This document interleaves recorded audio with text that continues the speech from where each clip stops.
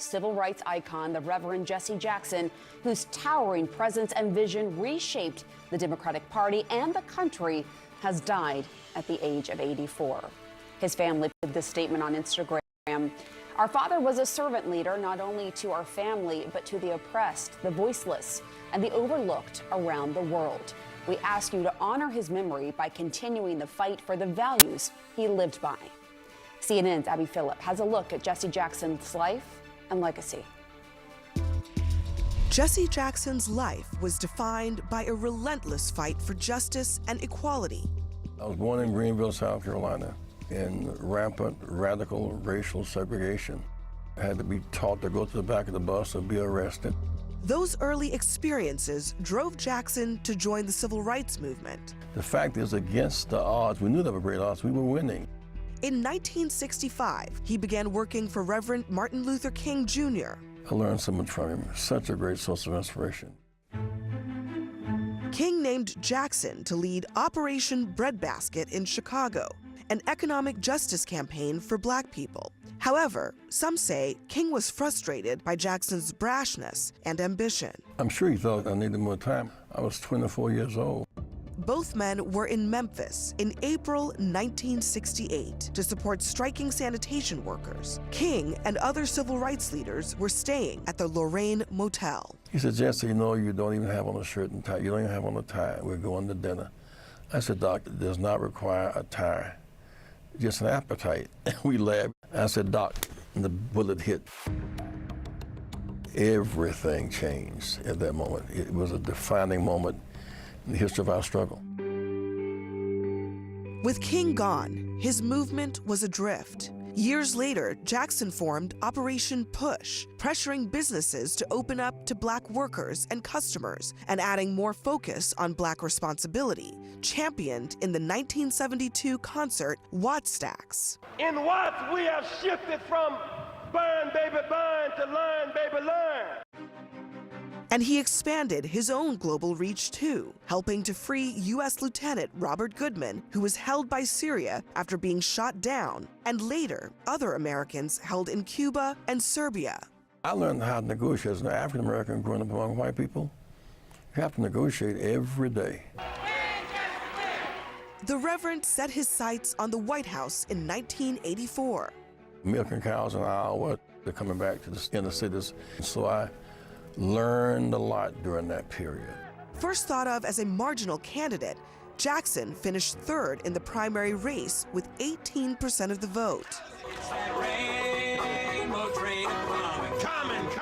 That campaign almost went off the rails when Jackson used an ethnic slur to refer to New York Jews. Just mistakes and they hurt. He ran again in 1988, this time doubling his vote count and finishing in second in the Democratic race. Keep hope alive on tomorrow night. At the time, it was the farthest any Black candidate had gone in a presidential contest. But 20 years later, when President Barack ran, we were laying the groundwork for that season. In 2017, Jackson had a new battle to fight, Parkinson's disease. But that didn't stop him. If you hold on, if your cause is right and your grip is tight, you'll make it. Late in life, he was still fighting. He was arrested in Washington while demonstrating for voting rights. His silent presence at the trial of Ahmaud Arbery's killers prompted defense lawyers to ask that he leave the courtroom. Jackson stayed. I am somebody. I am somebody. From the Jim Crow South through the turbulent 60s and into the Black Lives Matter movement, Jesse Jackson was a constant, unyielding voice for justice. May his memory be a blessing. That was CNN's Abby Phillip reporting. She even wrote a book about Jesse Jackson. Reverend Jackson is survived by his wife, Jacqueline, their children, grandchildren, and extended family. Joining us today in the group chat, Jeff Zeleny, CNN Chief National Affairs Correspondent, Chuck Rocha, Democratic strategist and former advisor to Bernie Sanders' presidential campaigns, and Ashley Davis, former White House official under President George W. Bush.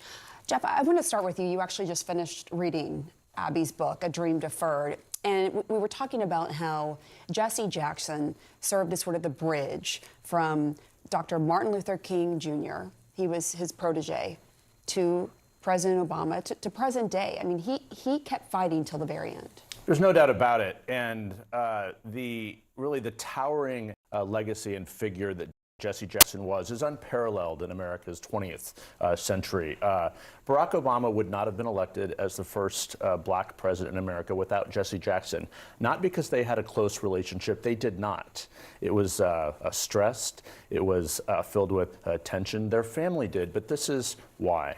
Because Jesse Jackson, through his 1984 a bid for president, and 1988 a candidacy for president, he literally changed the Democratic Party and changed the way Democrats elect their presidents. Gone are the smoke-filled back rooms at party conventions where the candidate was decided, but Jesse Jackson opened up that process through making it a delegate fight. And Barack Obama seized upon that in 2007 and 2008 and built a grassroots campaign that was basically the modern-day version at the time of what Jesse Jackson did, particularly in 1988. So he paved the way for that. But so much more. He literally was the bridge between the two. But to Barack Obama, as I think back to covering him during my time in Chicago, he moved to Chicago in part because he wanted the black American political experience, and Jesse Jackson was that in Chicago. He left Memphis after Dr. King's assassination, and Jesse Jackson was there, and he moved to Chicago to start the Rainbow Push Coalition, really building the broad-based modern Democratic Party. And as Chuck knows well, without Jesse Jackson, a very similar message to what Bernie Sanders did in his campaign in 2016 and 2020, economic justice, really building a broad-based coalition. So the through lines there are so important. Jesse Jackson's his fingerprints are on our politics right now at the moment as well. Yeah. And let me build off what Jeff said, because it's really, really important, because Democrats need to remind themselves today, as we live in the Trump presidency, about what Jesse Jackson did. He went out as a black man and talked to poor white farmers. He went out and talked to union members about keeping jobs in America. He started building a coalition, to Jeff's point, before Barack Obama, about bringing together black, brown, and poor white people to say, look, it's not left versus right, it's up versus down. And he was the one who really started that in a day when, in the back rooms, the smoke-filled rooms that Jeff talked about, was where the power lays. And some would say, I would even might say, that some of that power has re-emerged when we should get back to what Jesse Jackson used to talk about, which is the workers and the Workers' Party.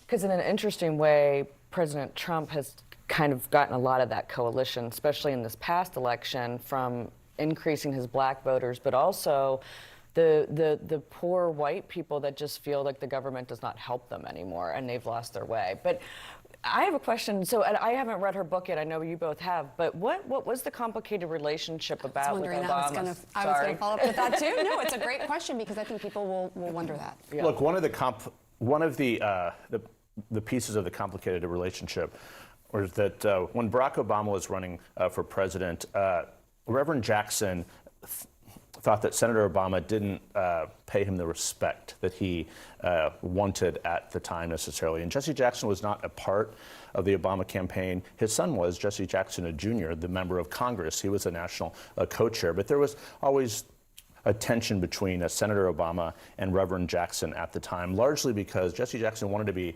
a bigger part of the campaign. The Obama campaign obviously did not want to go anywhere near him for political reasons and other reasons. But as Abby writes about in her book, they did reconcile in recent months and years and have a conversation, but largely because Reverend Jackson did not think that President Obama sort of gave him his due, if you will. But during the campaign, Jesse Jackson, back in 2008, I was just looking at the story, I wrote about it at the time, he criticized Obama openly for talking down to black men. And this is something that Senator Obama would talk about a lot, that black men have responsibilities as fathers and they should live up to those more. But Jesse Jackson said that Obama was talking down to black men. He had to apologize for his criticism. So just a lot of tension over the years between them. But their families were very close. The maid of honor at the Obama's wedding was the oldest daughter of Jesse and Jackie Jackson. So they are deeply intertwined because of the South Side of Chicago. But back to Chuck's point, some of the most iconic political images of the 20th century will be Jesse Jackson on a farm in Iowa, on a tractor, surrounded by hundreds of white farmers who were caught up in the farming crisis of 1980, Jesse Jackson was their voice. And that is something that truly was iconic at the time.